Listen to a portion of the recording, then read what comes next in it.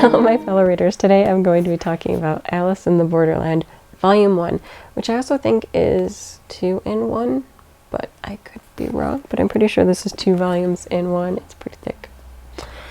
I was really, really nervous picking this up because I will just say I've been somewhat let down by series that have been pretty hyped in the recent times.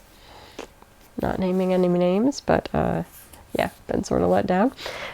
So I was nervous about this one because this has also been kind of hyped and recommended, and I was like, please don't end up sucking. And then when I first started the first couple of pages, I was also like, am I gonna be okay with this? Like, I don't know, these characters, like, eh. But then it very quickly picks up.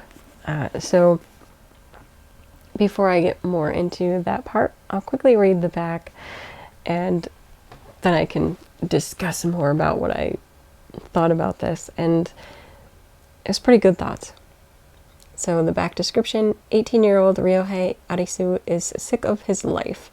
School sucks. Yeah. I'm sorry if you're going through it, but yep. His love life is a joke and his future feels like impending doom.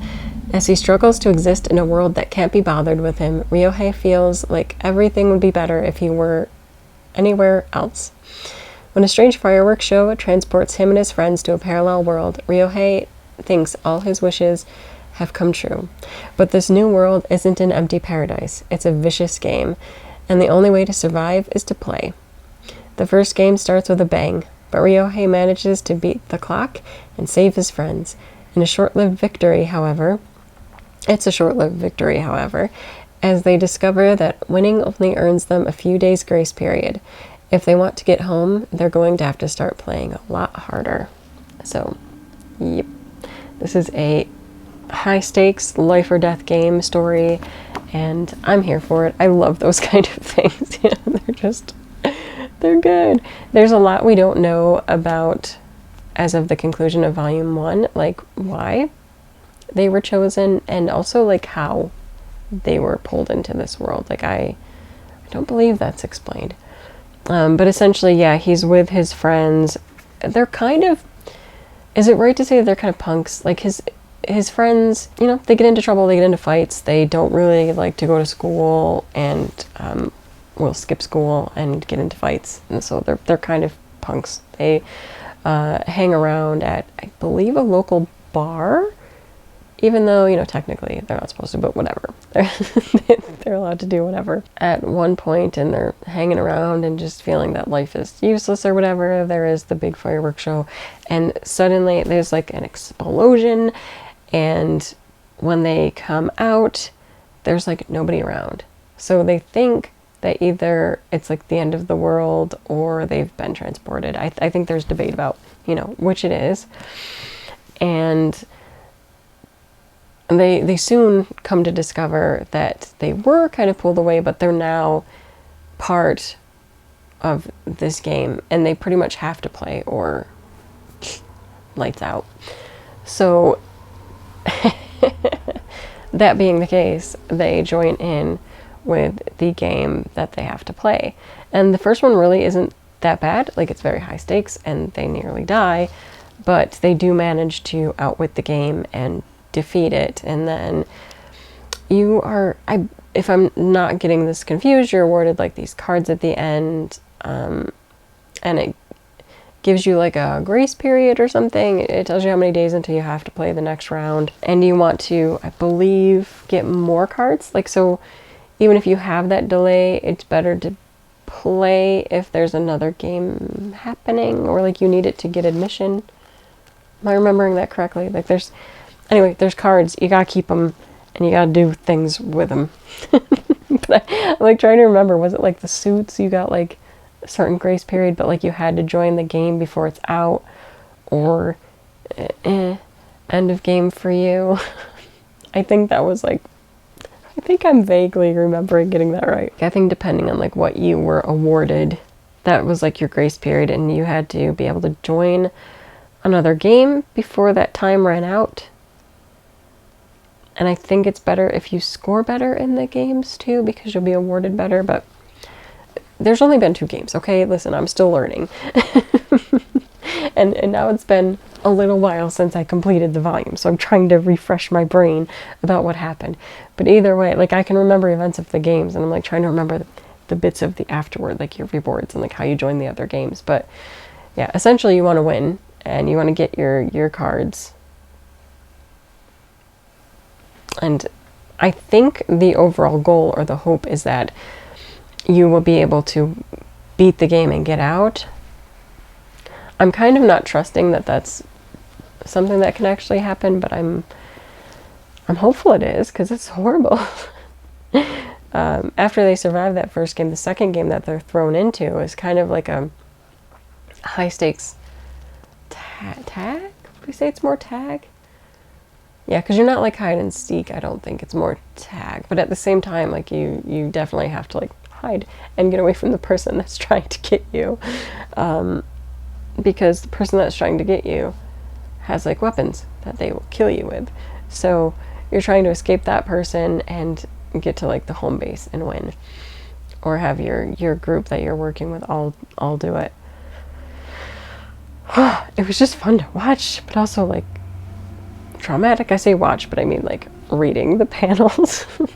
I'm watching it. It's the panels. They're you look at them. Anyway, that second, like the it character, and he's like wearing a horse mask, and it was just, I don't know. I was in it. It was good. I was reading, and I was kind of on the edge of my seat.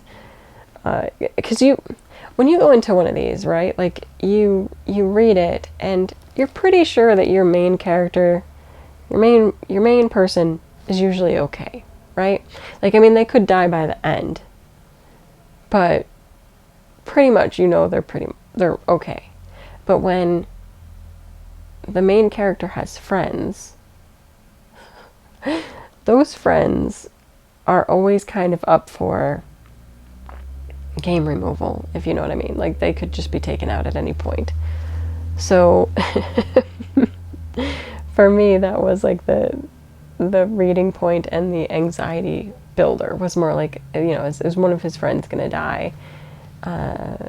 And even some of the people that you meet along the way, like, you get kind of interested in their story and in them, and you kind of don't want to see them die either. I mean, I don't know that you ever want to see anybody die, but you know, in a series like this that people are going to die. It's just the way that it is. But you don't know who or when or how, and it can break your heart. But it also keeps you like fully invested and reading along. And even though this is a pretty thick volume, it goes very quickly because you're so invested in the high stakes of it, and the pace is quick, and you're in it. You're in it with them and trying to see if they get out. And I do enjoy these kind of stories, you know, like I like Squid Game. I like the whole high stakes, and I don't want to be involved in it, you know. I don't want that. It's like I can enjoy the idea of the Saw movies, but I don't want to be a member of the game. Like, I don't want to participate. I just can enjoy reading it because I find it very thrilling, and like bits of the psychological horror. Like, there's other elements of horror, obviously, because there's a lot of death happening. But there's also that psychological element of the stress and how to get out of this situation that I also really enjoy. And, you know, this was just really good. I would recommend, if you have not yet picked up Alice in Borderland, which I also have not seen the live action movie of it, but there is a live action movie. But if you haven't read this yet, I would recommend picking it up because it is really good and well deserving of any hype, for sure, because I like it, at least as far as volume 1 is concerned. How it goes as the story progresses, I don't know yet, but I'm intrigued enough from volume 1 to have picked up volume 2 and eagerly looking forward to reading it and getting more into the story again. And that's really it. Like, I don't have anything else to say other than I think if you like horror and you like high stakes games, if you like things like Squid Game, Battle Royale even, I think that you probably will like Alice in Borderland, so go ahead and pick it up. That is it for this video. Until next time, bye.